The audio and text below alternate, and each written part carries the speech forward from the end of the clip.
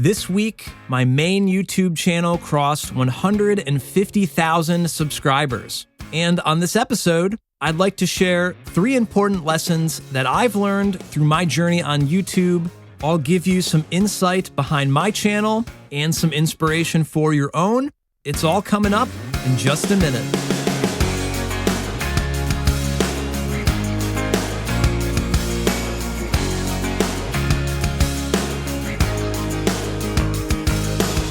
Welcome to the Royish Good Looks Podcast, episode number 24. My name is Roy, and thank you for joining me. This is the show where I talk about my journey as a musician and YouTuber, and occasionally I talk about Star Wars too. Today is going to be mostly about YouTube. If you'd like to support this show and my music, consider joining my Patreon at patreon.com/RoyishGoodLooks. Patrons get all sorts of cool perks. Otherwise, just give me a follow on Facebook, Instagram, Twitter, and TikTok at Royish Good Looks. And of course, subscribe to the show wherever you're listening and drop a comment or a review. I would love to hear from you. And with that out of the way, let's jump in to the show. I've been on YouTube for over a decade, and I've had a handful of different channels making music, making tutorials, podcasting, and I've watched and studied a ton of other YouTubers on top of that. I don't consider myself an expert, but I have had some modest success on YouTube, and today I'm celebrating hitting 150,000 subscribers on my main YouTube channel, Royish Good Looks, where I post pop rock music that's themed all around my favorite film franchise, Star Wars. And on this episode, I'm going to share some of my biggest takeaways leading up to hitting that milestone. So if you're thinking, hey, I'd like to start YouTubing or learn more about what it's like, then this episode is for you. The reason we're talking about this and why I'm so passionate about it is because YouTube really changed my life. It allowed me to begin a whole new career, to have more free time, and to really feel fulfilled through my work. It's truly a blessing, and I want nothing more than you and everyone who's listening to be able to do the same for yourselves. It's absolutely possible. I'm not going to go over my whole backstory today on this episode, but if you're curious on the details of how I first started out and how I grew my main channel over time, I have a ton of other episodes that dive even deeper. I'll link a playlist to all of these more YouTube-focused episodes in the description, in the show notes. For this episode, I'm just going to share 3 big takeaways. And number 1 is, your dumb idea is a great idea. I believe wholeheartedly that anything is possible on YouTube. I think a lot of people get stuck on the idea of, well, no one is going to care about what I have to say. Somebody else is already doing it better than me. Or maybe no one's doing videos like this or talking about this topic, so I shouldn't even bother. They immediately doubt that they're even capable of pulling off a YouTube channel to begin with. But that is all just a self-fulfilling prophecy. You have to shift your thinking away from that. Whatever your interests are, that's more than enough to make any YouTube channel work. If you're excited about whatever it is you're making, I can guarantee you that others will be too. On my main channel, I write and record pop rock music set to lyrics about Star Wars. It is so incredibly silly. Who would want to hear Blink-182 meets Star Wars? Well, apparently 150,000 people. And that's the beauty of YouTube. You'll find all of the other cool people who share your same interests and will appreciate your individual spin on whatever you're making. And I would even argue that the more unique or the more niche the topic that your channel is focused on, the better. I've been getting into more and more obscure YouTube channels myself. One of my recent favorites is all about mowing lawns. And I mean, Haven't you ever heard the phrase, that's as interesting as watching grass grow or watching paint dry? Well, whoever said that clearly didn't have YouTube, because it's actually incredibly interesting to see someone dive into the minutia of something as simple as mowing your lawn. And I would 100% subscribe to your paint drying time-lapse videos, and I think you'd be surprised at how many other people would too. So if it sounds silly, rest assured that you're in good company. Your dumb idea is a great idea.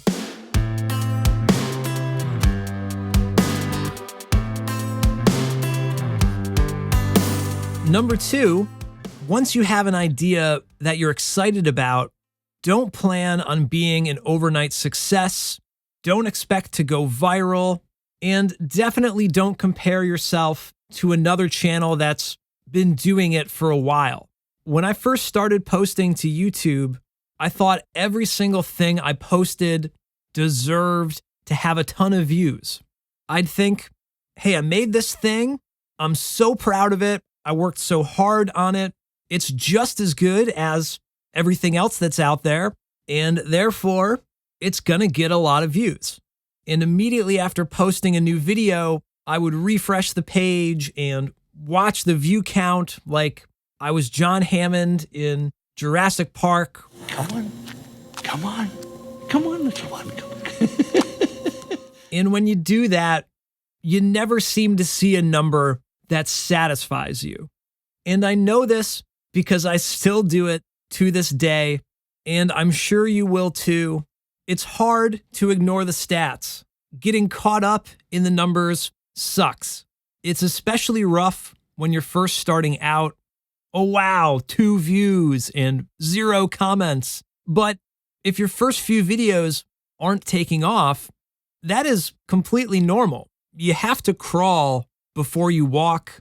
The views and the subscribers are probably not going to pop up overnight. Now, I was actually really lucky with my main channel. One of my first videos did go viral, and it certainly helped, but that one video didn't bring me all the way to 150,000 subscribers. It was everything else that followed it. The 5 or 6 more years where I posted 50 more videos, getting better and better at my craft. And none of those follow-up videos were ever as successful as that one viral video. So you just can't count on the voodoo of going viral to make your channel successful. On this particular channel where I post the podcast, Royish Good Looks 2, I essentially started over again. And yeah, I would love if this podcast channel was bigger. I didn't know what to expect as far as views when I started the podcast, but I'd be lying to say I don't want more. Here I am in the crawl phase again. I've posted a new podcast week after week for nearly half a year. So if history repeats itself, I'm certain that I will see the payoff as long as I stick to it. And don't get me wrong, I do think that you should dream big. I hope you do go viral. I hope you do get lots of views and subscribers, but you should probably expect that it's going to be a little bit of a slow burn to get started. So the best thing you can do is make some simple, attainable goals to help grow your channel over time, like simply sticking to an upload schedule, making a video every month or every week, trying to improve your quality with each video, your delivery, the camera work, the lighting, the audio, the editing.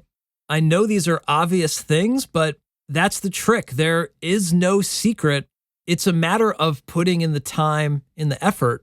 You got to learn to love that crawl phase because it will inevitably lead to your success. Even if you're looking up to a YouTuber and it looks like they just have it all together and you could never be on their level, well, you should go to their channel page and sort all their videos from oldest to newest and check out some of the first things they were posting.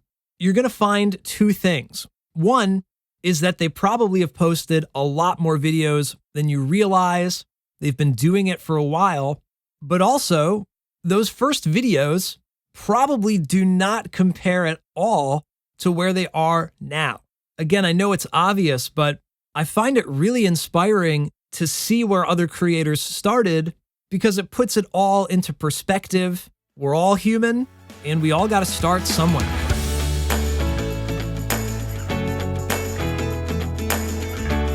Number 3, YouTube is supposed to be fun.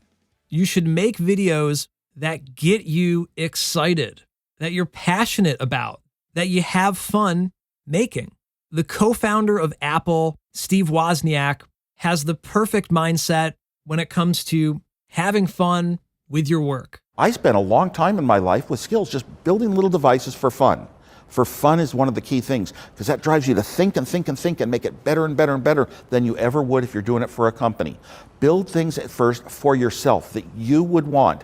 I love his enthusiasm, even just in that little quote. So ask yourself, why are you even making YouTube videos? What do you want out of it? Are you trying to get a lot of views and make a lot of money? Or are you really doing it for you? This kind of relates to the whole going viral thing. It's easy to get caught up in the game, the algorithm, chasing trends. And some YouTubers might enjoy that chase. It's kind of your job to beat the system when you're making YouTube videos, to constantly evolve and stay as relevant as possible. I don't think there's anything wrong with that. But for most people, that chase is going to suck the fun out of it. I cut the clip a little short, but what Steve Wozniak goes on to say, you won't make your best work if you're just trying to please an audience or to follow the latest fads or just copy what everyone else is doing. This is another hard topic because YouTube will tell you how your latest video performed versus your last video.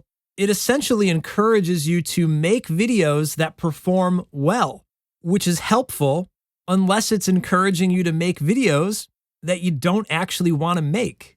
It is very likely that this particular episode of the podcast is not going to do as well as the episodes where I talk about Star Wars or my Inside the Song episodes, but I'm making this episode because I want to. I want to commemorate hitting 150,000 subscribers and share a little advice at the same time. And that's what I'm doing.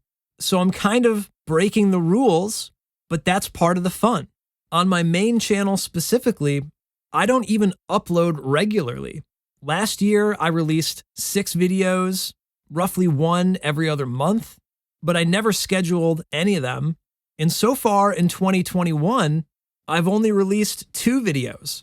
If I was following the rules, I should definitely be making more videos. I would probably have even more subscribers and even more views. I'd probably be making more money, but that's not why I do it.